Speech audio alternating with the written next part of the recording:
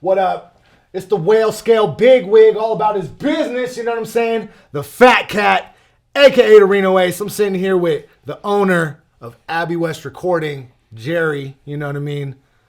The man, you know what I mean? Shout out to Malevolent Mouse for recording us on this beautiful Blackmagic cam. We got a show coming up January 20th. The 48-hour film project will be there. Action Camera is going to be there. It's over there at West Street Market. What time is it at? Aaron?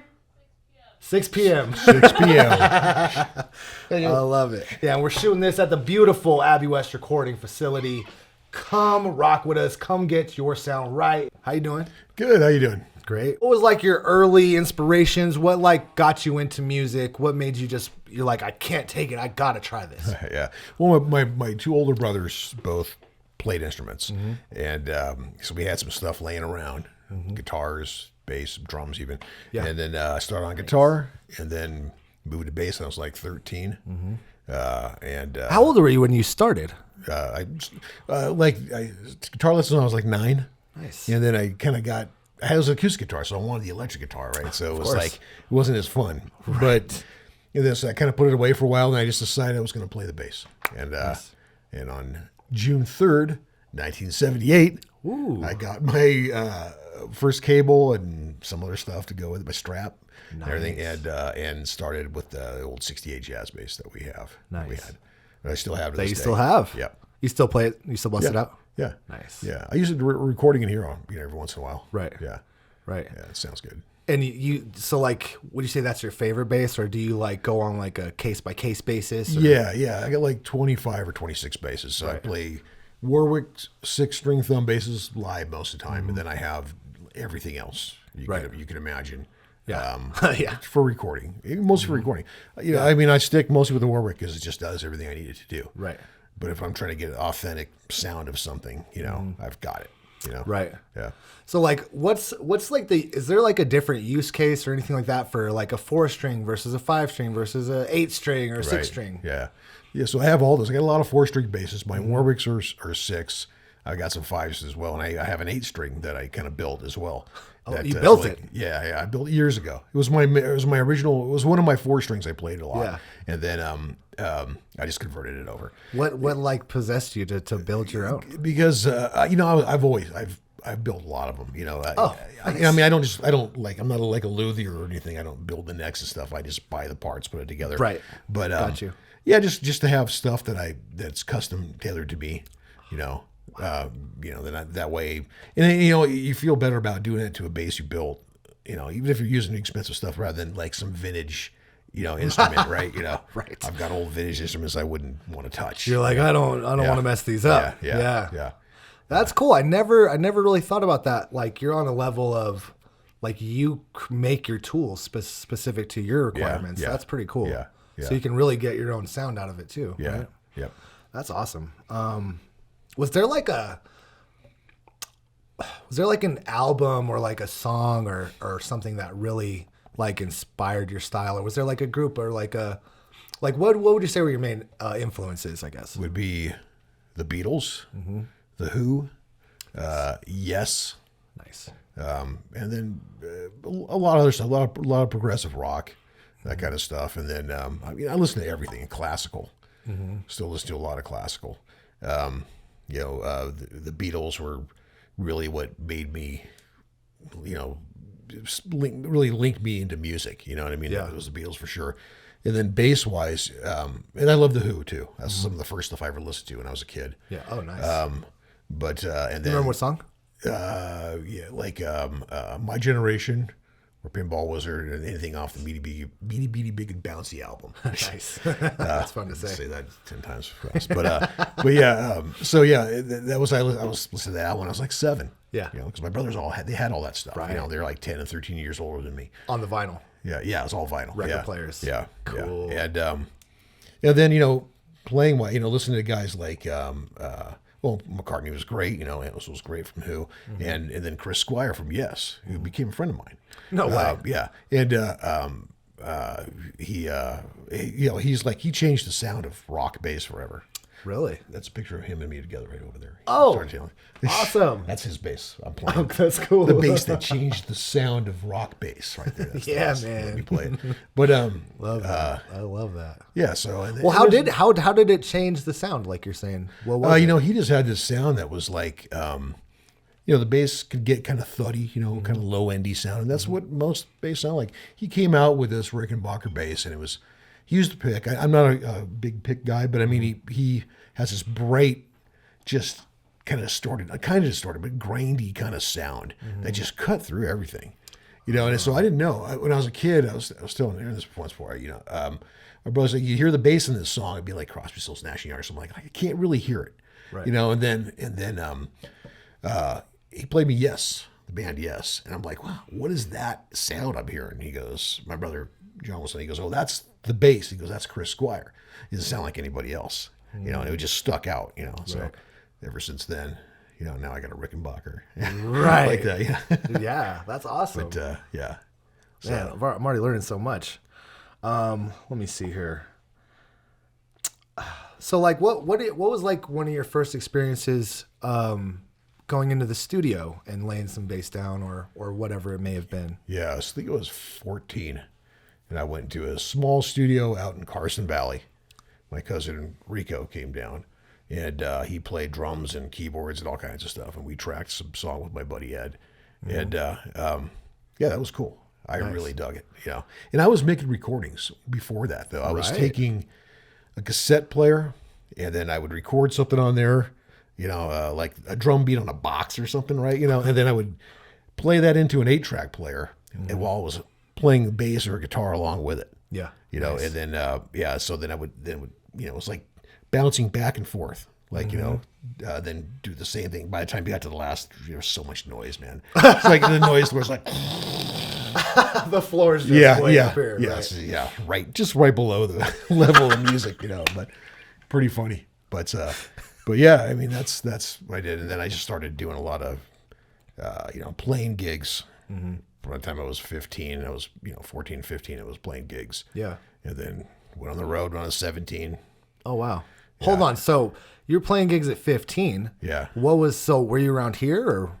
Yeah, area? I played with a band. You know, I was always playing with. I mean, I played with my band, The Others. Right, we had this band called The Others, and that was in high school. And then I started playing with these older guys, right, old dudes like in their early 20s, right, you know, and yeah, and it was like they were playing in clubs, so I could go. I was like, when I was 14, I started actually doing that. Wow. Yeah, I was playing in clubs already. Paid gigs? Yeah.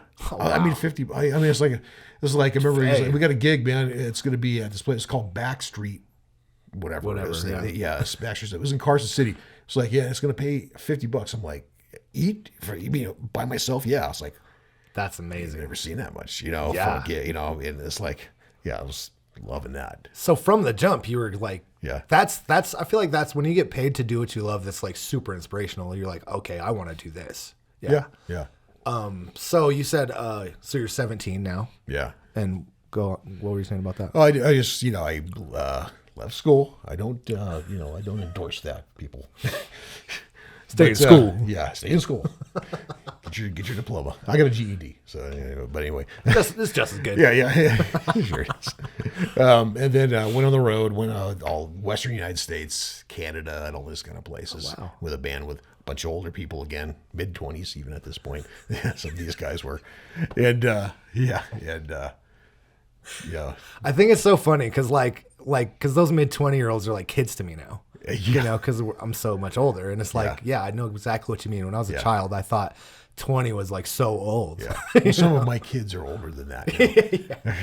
Yeah. So That's crazy how that changes. You know? And I feel like, you know, maybe does it just keep going like that? Like the older you get, and it's like these 30-year-old little kids. You know, that's what it seems like. Yeah, that's crazy to me. That's cool. That's cool. I like getting older. You know. And wiser. So how has your playing style evolved over the years, and how's it influenced the way you run Abbey West? Well, you know, I mean, it's grown, right? You know, so you start off minimal, and then I was fortunate enough to play with a lot of different people that did many different styles.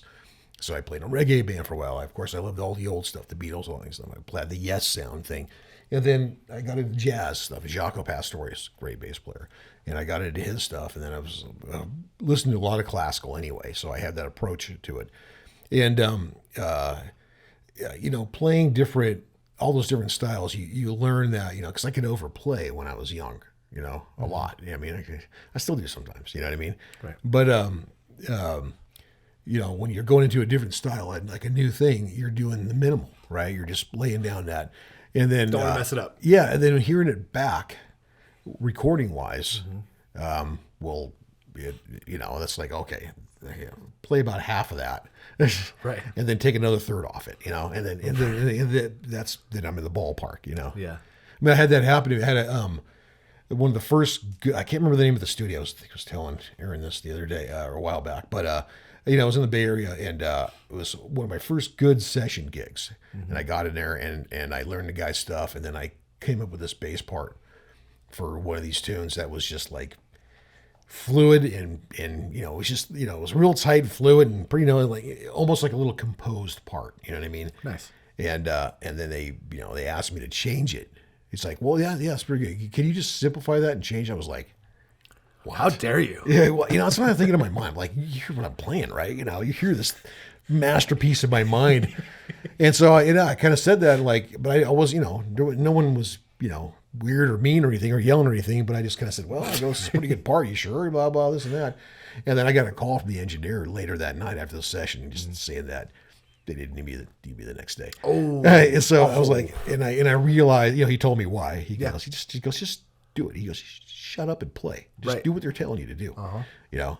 Don't marry any part. Yeah. Just. And so that I learned a lot from that. Right. Totally. From that instance. Yeah. Nice. That's awesome. Oakland. Can't remember the name anymore. So you were like a studio player for a while, or you still are to this day. Yeah. Always have been. How long have you been? In studio? Huh? How long have you been? What? Like a studio musician. Well, I really have always been one. But I mean, I've been a live guy more because you just get gigs. You're working live 6-7 days a week playing. Oh, wow. All the time, and on the road and all that kind of stuff. Yeah. And then I've always had studio gear as well, and I've always done sessions with people that needed bass. So that was I always try to push it in there. So I've always kind of done that. You learn a lot. I used to bring a ton of basses with me and a bunch of gear. And now I just have basses, many basses ready to go, here all the time. So, and I still do sessions in other places too. Right. I was like, why not? Right. Totally. Yeah. Is there a specific recording session you've played on that stands out to you as like your favorite one, or like, was it like a funny thing or anything like that? That's a good question. Out of all the thousands you've done, over however long. Everything, it's like a lot of stuff that I played on a while back, like a long time ago when there were still a lot of bigger studios around, right? I was just there as a guy, as a side guy, so I didn't really, it was like, you're there, you're in the moment, you're doing what you need to do, you're concentrating, and then before you know it, you're done. Yeah. And it's like, and back then it was like, hey, you're done. Get out. Go ahead and leave. Every once in a while I got to hang in the studio, and that's where I learned about gear. But so, I don't know. I mean, there's, I'd have to think stuff it might pop in my mind. I'd remember, that was fun, or whatever, or that was stressful or whatever, Right. The thing in recording is to be mellow, try to be relaxed. Right. And everything. But, I wish I could give you one instance. I'm sure I'll think of one later. If it pops up, let me know. All right. So you're saying you got to hang out in some pretty big studios with what was their racks like? Like they have the Neve boards. Like was there like a favorite studio that you'd frequent that you've been to? Yeah, let me see.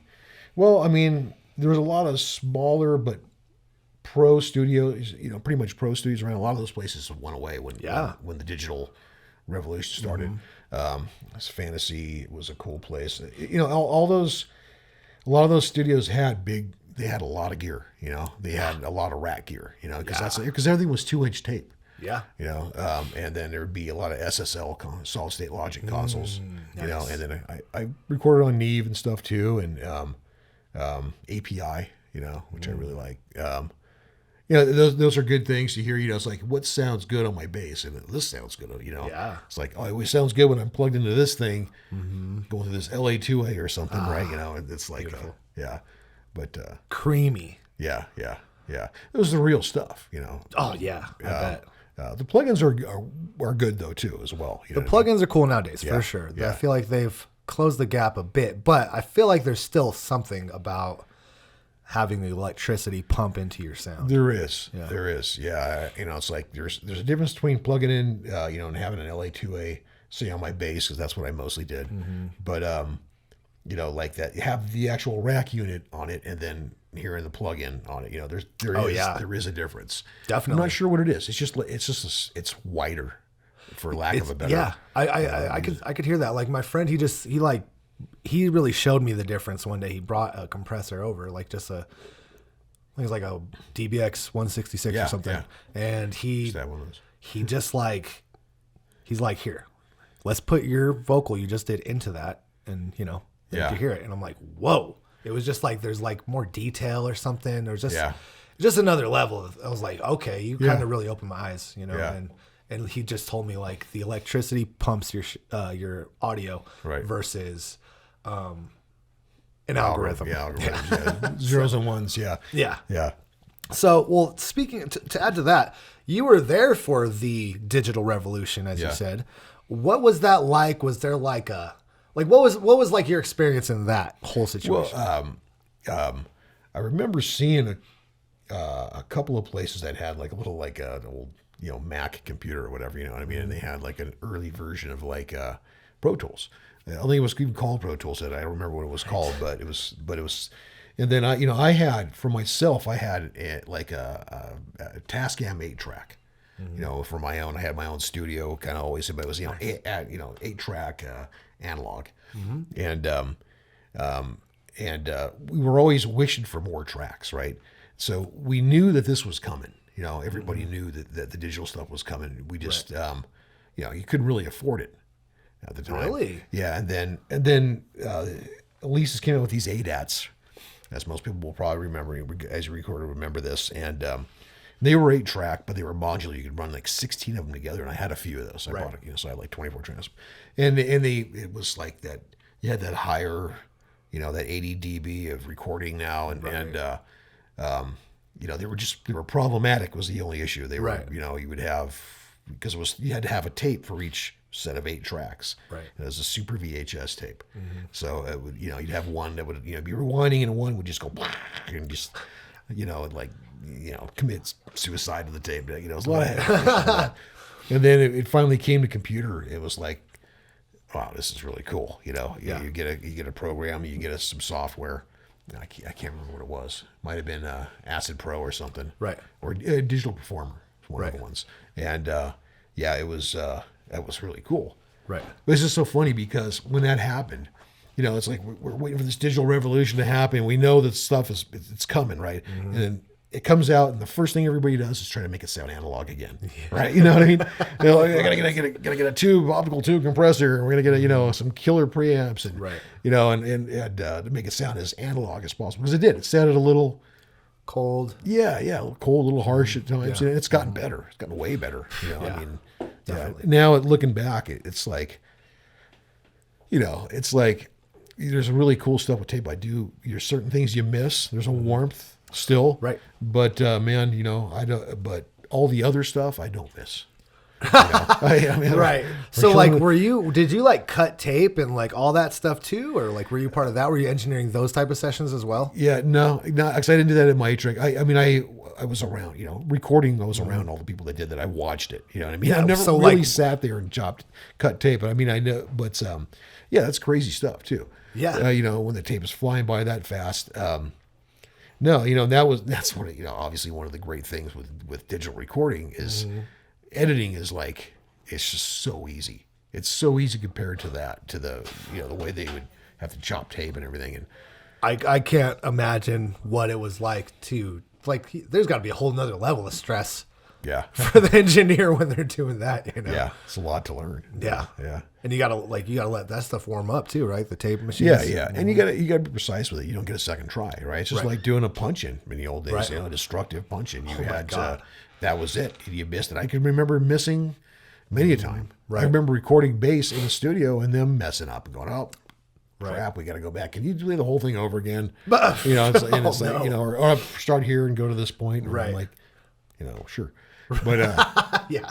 Well, I guess I don't have a choice. yeah, yeah, And like I remember, I used to hate like I've had sessions where, you know, you like you said, you got to keep it mellow. Where it's like you, let's just say the engineer messed up, you get irritated in that moment, but Yeah. you got to like do it again, you know. And he's like, how do you keep your cool in a situation like that? Do you just like you're just so professional? You're like, it's cool. Well, I mean, for me, I mean, I've been stressed out a few times, but for sure.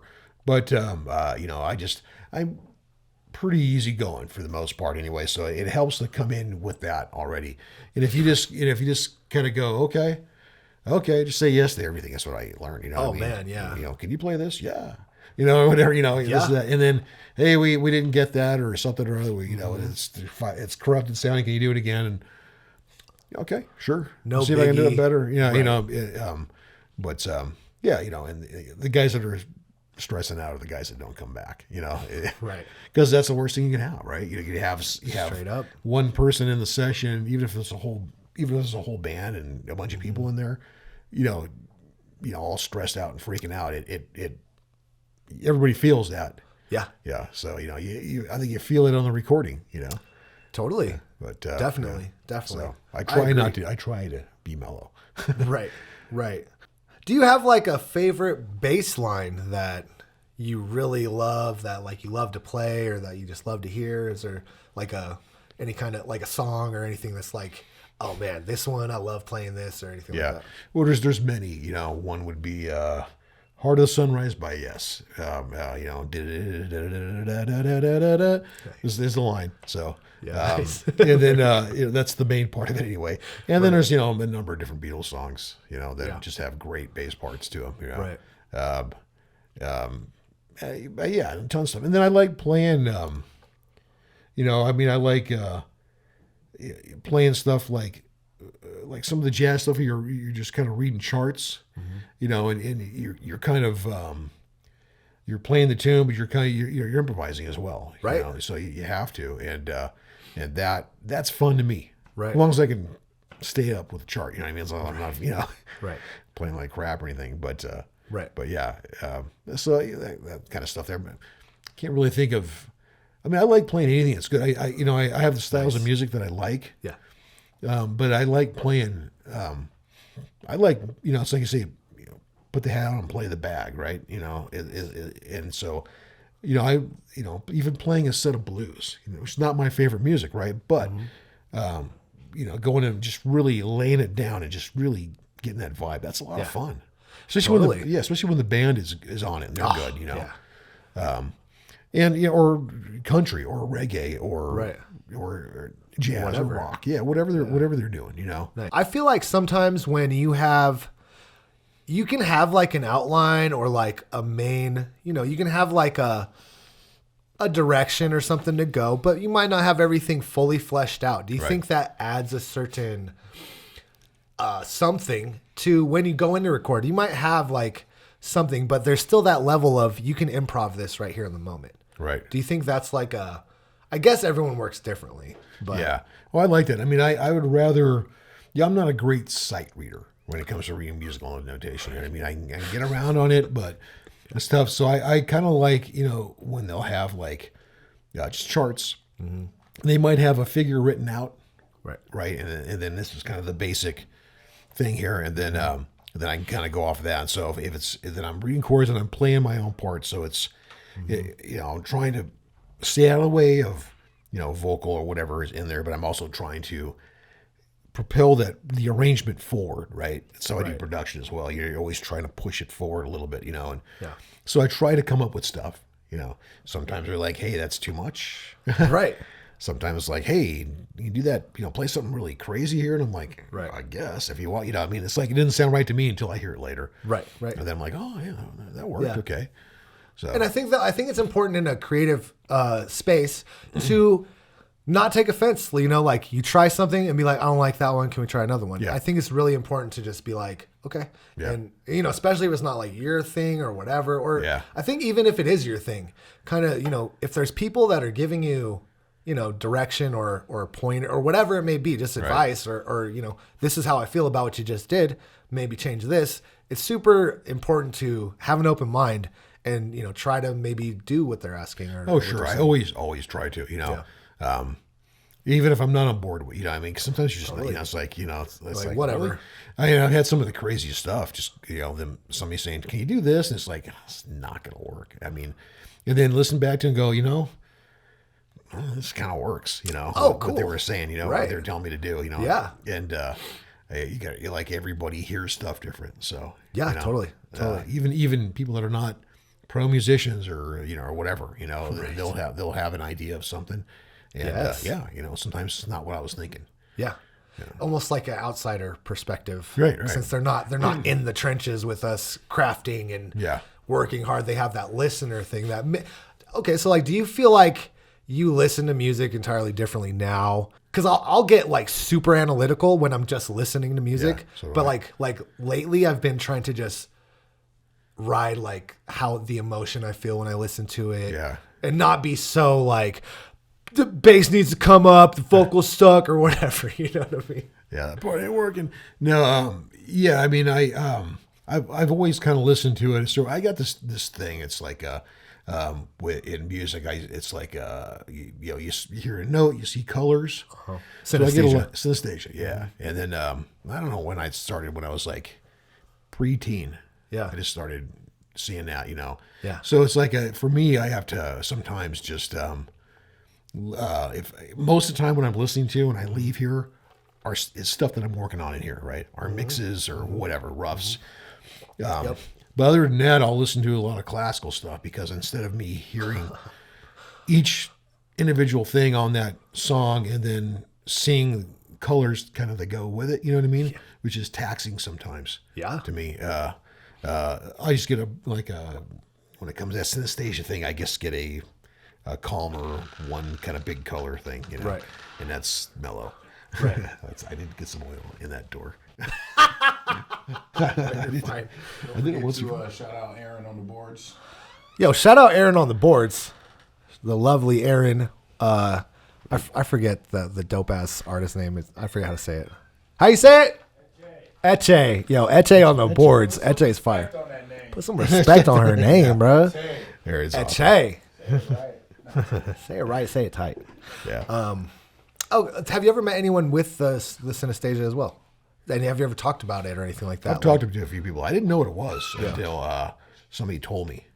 Were you like, no, I can't bear this. Like, I'm a genius. I definitely never thought that. That's for sure. Yeah. I mean, sometimes it's just like you said. It's kind of weird because it's like you can't shut the old brain off. And sometimes just listening to one thing. That's not too busy. That's very blended sounding. Like a piece of classical music. Right. Can relax. Classical music relax. That's no new thing right there. Everybody knows that. But Right. Definitely works for me. Okay, so are there any important lessons you've learned from being a studio musician that you've applied here at Abbey West? Well, yeah, everything. I mean, I wish I would have paid more attention to gear. Yeah, I mean, I paid a lot of attention to gear, but not as much as as I probably could have. But I wasn't always able to get in the control rooms. Right. It's like it was just playing on somebody else's stuff or whatever, playing on, and so. But yeah, the main thing again would just be to have the mellow personality, Right. Or try to be mellow, you know, and just try to say, yeah, sure. Try to say yes. I think saying yes is especially an engineer, because I used to have I would try to get my homies to to engineer for me. Right. And I'd be like, hey, can you do this? And like I sent them to like Tom Gordon's class, so they knew what's up. Tom's great. Tom's great. Shout out Tom. But they would be, my homie would be like, I'm like, hey, can you put some delay on that? He's like, no. And I'm like, what? I'm like, it's my song. I want delay on it, just like how it sounds on this song. Yeah. And he tried to tell me no, and it's like, dude, I had to, tell him to kick rocks because he kept telling me no with my music ideas, and it's like, even if you don't know what they're asking, you try to translate, and you be like, yeah, I think I know what you mean. Let me try that. Give me, or if you're busy doing something else, give me just a moment, hold that thought, and let me finish this, and then okay, so now what do you mean? I think that's like the attitude to have. Yeah, and sometimes it's you just say yes and say yes, and if you can't do it, eventually the person might say, well, it's all right. I think this sounds good. Like was that bass player Lee Sklar, right? He's a major session guy. Yeah, right. He's playing on everybody's stuff, and he has like a switch on his basses that, can you do this to your sound? Yeah, hold on. And he would, and the switch did nothing. It wasn't wired to anything. It was just there. So it made everybody, everybody was willing to do it. And I'm not saying to do that all the time, right? but obviously, but sometimes just saying yes, like rather than saying no, I can't. Don't say no, basically, because it kind of stops the whole thing at that moment for a second. Artists don't want to be told no. Right. They're spoiled divas, for the most part. Like they need to be told yes. Right, yeah, sure. And they're usually paying you for it. So, so it's like they better be. Yeah. Do you have? Well, you said the Warwick, but do you have like a favorite piece or a favorite bass or a piece of studio equipment that you feel has defined your sound? I was with SWR amplification for a long time. I used that, so I got. I kind of established a sound, with using that gear for years. I still use it, some of it sometimes. I have a couple things laying around, but really, it's just more like it's the players that have influenced me. That if I want to sound like Geddy Lee from Rush, I know how to get that sound. Oh, nice. And how to play like that, right? Yeah. Or if I want to sound like Jaco Pastorius, I know how to get that sound. So you're low-key like Chameleon. You can, I try to be. I mean, because I like everything. So you never know what somebody's going to ask you to play. Yeah, you might play the weirdest thing on, like a bluegrass session. You might ask you to play something funky. You know what I mean? Right. Yeah. It's like, but you got to be kind of ready to go. Totally. Yeah. Totally. And and I think that kind of speaks to you being able to listen to everything, so you kind of can get a vibe for everything. Yeah. I try to. Nice. Yeah. As a studio owner, what do you feel like are some of the most common obstacles that you see that artists like have a hard time getting over, like overcoming before they like release a project or a song? Well, on the recording process, it really helps to have good meter, right? So sometimes that's a thing it takes years to get that down, right? And that's really one of the things that'll set a project. I don't care how good you record it, how you could use a $6,000 mic on it or whatever. It doesn't make a difference, right? It's if it's not in time, you're going to hear that. You can really hear how this is out of tune or out of time. Yeah. And of course, tuning is another thing there, making sure everybody's in tune and we're all singing in tune and everything. But the meter thing is for sure. If you're in meter, you've already. You're one step ahead of probably most people, and there's guys like great studio drummers that that's why they keep getting the calls. Like was it Kenny Aronoff? Anyway, he's like he played with a ton of people. The guy's awesome, but his meter is just rock solid. Right. So that's people will pay him to remotely do a session at his he'll do a session at his studio, do the drum tracks, send them over to him. Right. So. Oh, that's awesome. Yeah. That's a great tip. Be on time in all kinds of ways. Not, on the beat, but, also be on time for your session. Yeah. So, like, when you play a lot of live stuff still. Yeah, sure. You've been playing for how long live? For... Forever, let's just say. Yeah. Since the dawn of time. Yeah. Well into the 40-plus year mark. Wow. Yeah. So. This is a real one right here. Jerry's a realist. So... Do you still get nervous? No. Never.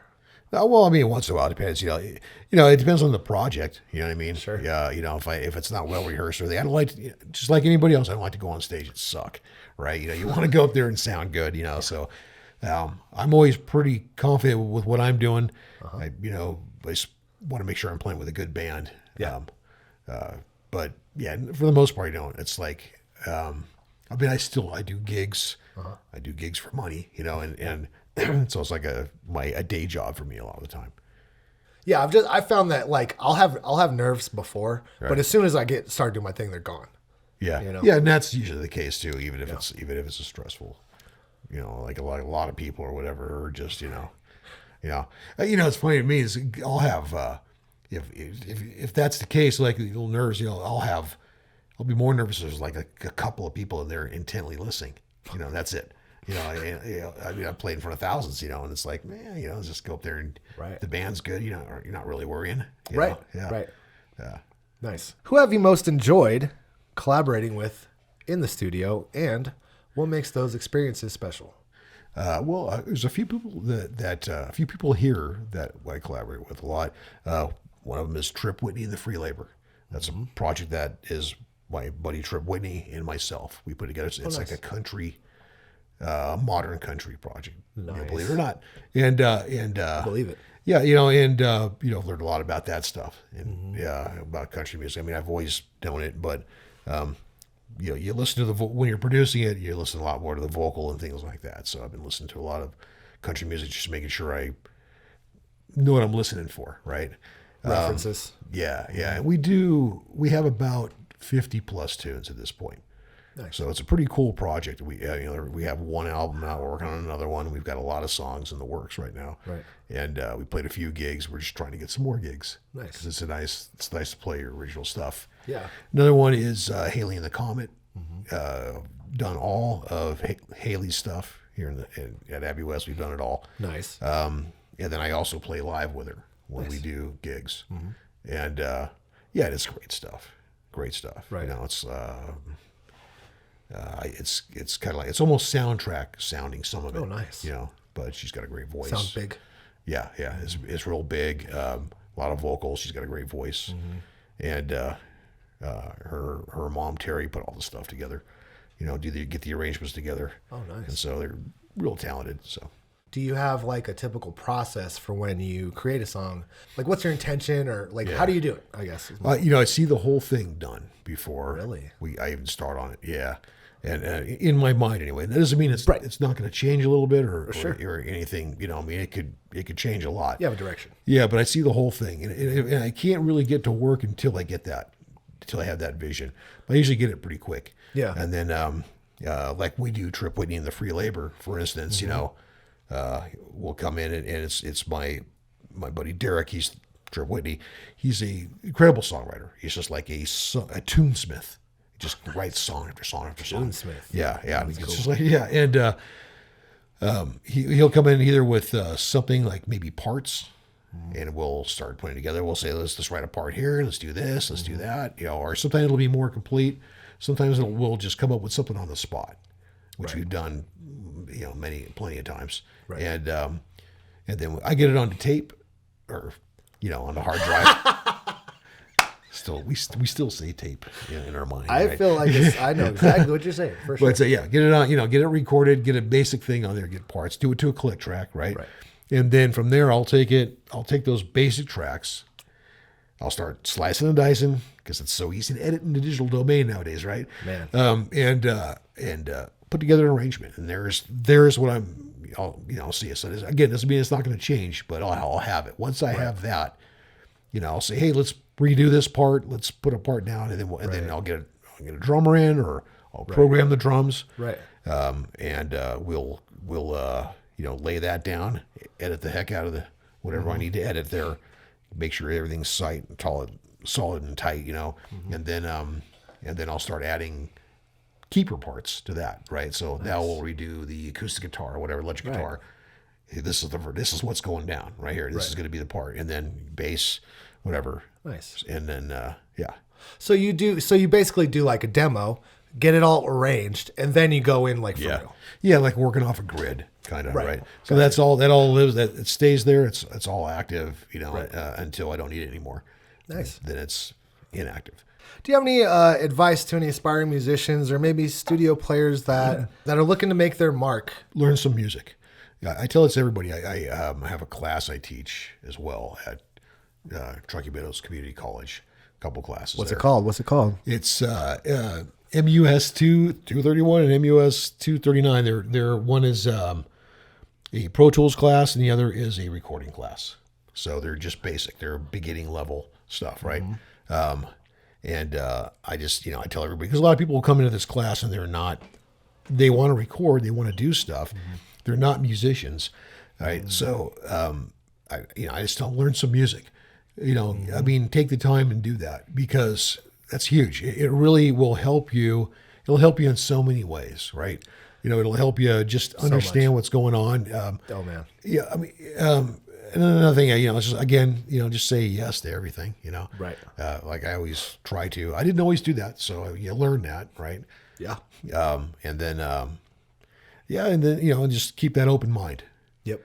And that's something I had to learn as well, because one of the issues with sometimes you get a vision in your head and you're kind of like you get stuck on that, right? Yeah. And you want that to happen. It's always good to try to get that, at least to see it through, Right. But it's you got to take I take input from everybody, even people that are not musicians or whatever. Yeah. So yeah. I try to get all the ideas and to that, learn the music thing. Okay, I'm stupid. I want to be a rapper, and that's it. I don't need to learn music theory. I don't need to learn any of that stuff. What am I doing? I'm learning music theory. I'm because you eventually get to the point where you kind of start doing everything yourself. Yeah, sure. So you kind of, it's just better if you know it. Yeah, right. Like out of necessity, often is like, I just want to get this done. I can get it done now. I know I can. So it's like, I'm just going to do it. The thing with learning music theory or just learning an instrument or whatever, it isn't going to hurt you to do that, right? It's just only going to help you. Yeah.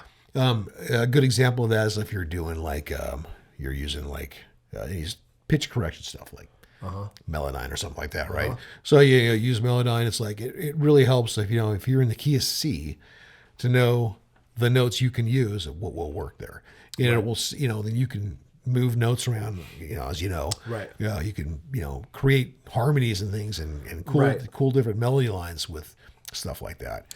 And it helps to have, the music part of it, because that'll just, otherwise you'll always be struggling to try to figure out what it is you try, And honestly, what I found is that it's not even as hard as you may think. Because I was like, what does it mean to be in key? This sounds so hard, but it's just like a scale, Yeah. So once it clicks, it clicks. Yeah. It's not really very hard. Yeah, it's really not. If you just do the work. And if you can adapt it to an instrument as well, whatever that instrument might be, it doesn't make any difference. Right. But that always helps. You can pick up an instrument and go, okay, in my case, the bass or the guitar or whatever, and I can go, yeah, it should do this. Right. So. Right. Do you have any milestones in your career as a bass player or a live musician or anything like that you're like, this right here was like a turning point or anything like that? Playing with different people, going on the road for the first time when I was 17, that was huge. That was like, wow. I bet. Yeah, that was huge. It's like, it was a lot of fun. I can tell you that. It's like, but that was great. And then as certain you play with certain people. I played with whatever. Just different bands. I played with even local bands, just smoking bands. And those are huge things. You learn a lot from that kind of stuff. Right. And then playing with certain people, like I played with some, like Chuck Berry. I played Chuck Berry. No way. Yeah. So, I mean, that was huge, Run, Rudolph. Yeah. And in a lot of, I played with other, guys like that, that genre, that time period. Yeah. And stuff. And those are amazing. always cool. Yeah. Yeah. Because you feel like it's like Got a legend over here. Yeah, you feel like it's like, okay, if I could do this, I'm at least doing something right. You know what I mean? Yeah. It's like I'm not, Right. So have you ever felt like imposter syndrome or anything like that being around these super talented people that maybe you looked up to, or, you just know them, that they're legends. You're like, how am I even here? Like, do you ever experienced that? Or you're just like, nah, I'm the man. No, I don't get, I'm not really like, I don't get really starstruck. Yeah. I mean, I've never met the Beatles. So had I met, well, there's only 2 left, but I mean, Right. I might be real giddy or something if I was, I mean, who knows? But, again, like meeting Yes, the band, I've met those guys a number of times. They've started a couple tours from here. Right. I got to know Chris Squire, the bass player, pretty well, and so cool. And so yeah, it was just easy going, talking to him and stuff, Right. and hanging with like one of your all time favorite idols. Pretty cool. Yeah. And it's just a regular, he's just a person. Yeah. That's super cool. Yeah. How does your personal touch as a seasoned musician influence the vibe and service here at Abbey West Recording? Well, I mean, I try to do everything like in a real pro way. You know what I mean? So if that's where I'm coming from. So, for me, it's like if it's not sounding, like I think it should sound, I'll try to say something, sometimes that's completely out of my control, right? I'm just Totally. Yeah. I'm just the engineer. You can only do so much. Yeah. But I'll always, I'll try to keep that calm attitude when they're, and then, and I'll just make some suggestions and things like that. That's I just try to keep it pro. To that. Because you're a pro. Yeah, because You bring that. Yeah, because it's you gotta. It's just part of my my personality too. What's your vision for the future of Abbey West Recording, and how do you see it evolving over the next few years? That's a good question. I'd like to see it grow, right? Yeah. So I talked with Erin. We were just talking about her, and she's helping with that. We're trying to maybe expand, get a bigger place, get more stuff involved. More in the arts.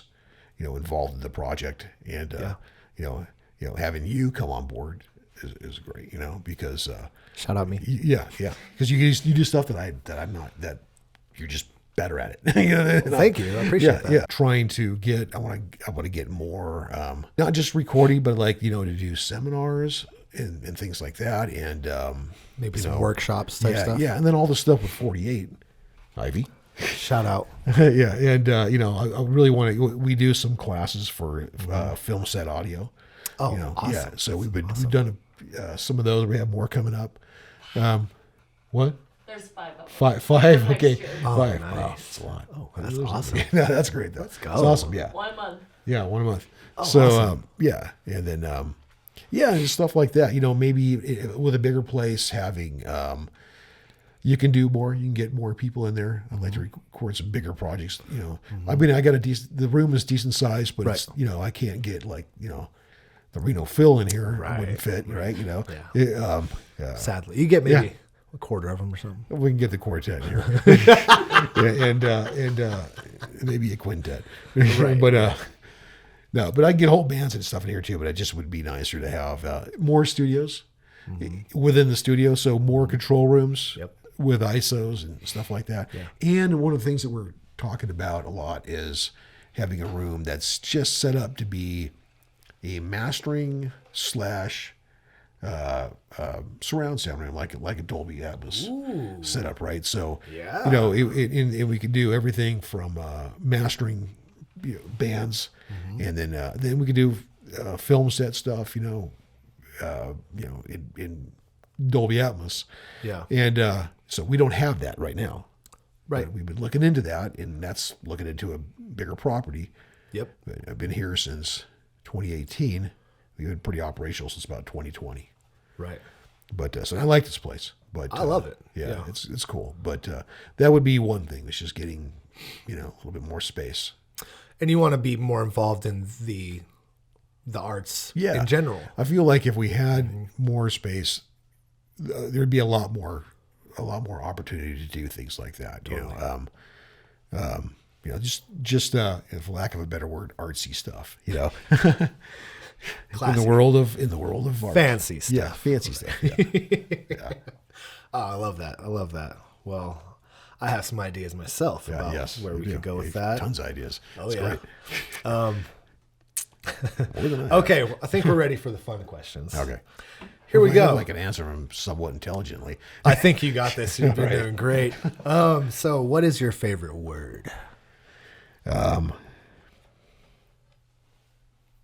don't know. Play. Play. Yeah. Nice. Play. Yeah. Press play. Yeah. I like that. Somebody always used to say, play. Get on stage. That's awesome. What is your least favorite word? Oh, boy. Again, probably no. Yeah. What turns you on? Well, I like seeing somebody do like if they do something and they're at the top of their field doing it and watching them do that thing. It could be anything. It could be ballet. It could be Football. singing, football. That is pretty awesome. That's moving. Yeah. It's pretty moving to see that. I Right. think. What turns you off? Just like kind of the again all the cliche stuff, negativity, closed-mindedness, but it really does. I really like to be an open mind. I try to be. Everybody has their things they believe and this and that. And just as I do. Everybody does. But I really try to be open to everything, and I don't like it when it's not acknowledged back. Right. When I'm talking It's not about reciprocated. Yeah, it's usually a short conversation at that point for me. It's I like, heard all right. that. I heard that. All right. You might. Let's see. What sound or noise do you love? Well, I love the sound of the bass. I know that, Bass right? guitar. That's what I'm talking about right there. Yeah. That's what's up. What sound or noise do you hate?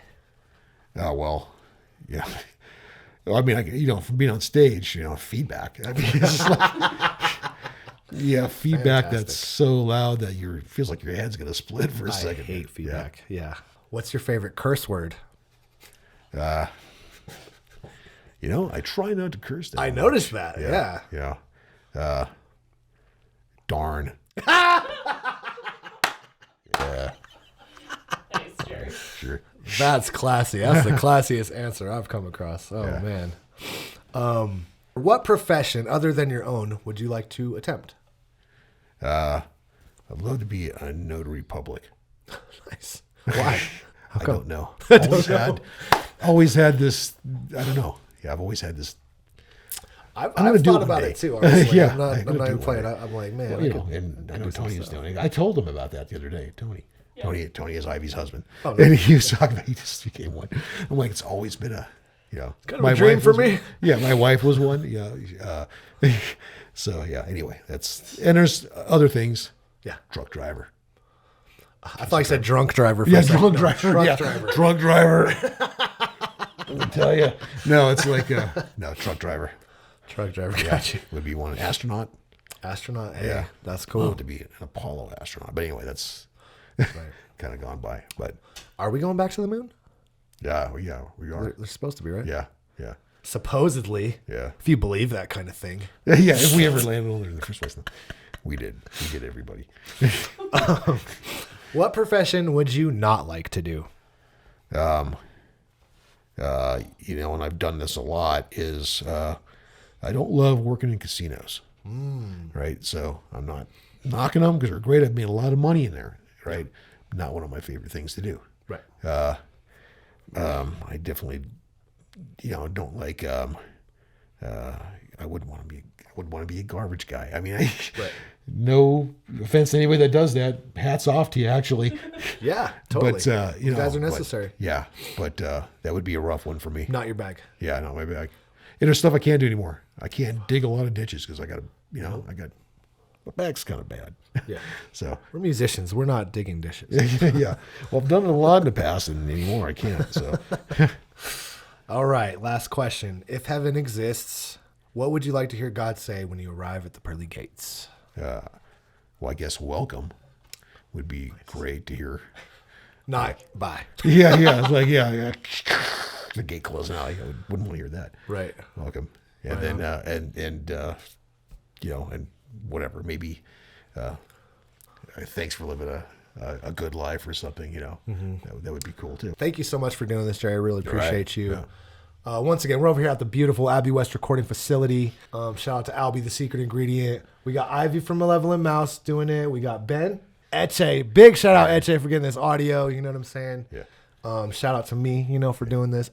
Abbey West, come get it right. We doing hip hop over here. Tap in, all that good stuff. Yeah. Follow at Abbey West Recording on Instagram, Yeah. TikTok, Facebook, all that. Yep. We got that event January 20th. If you're in the Reno area, West Street Market. It's like a networking event for audio and video creatives alike.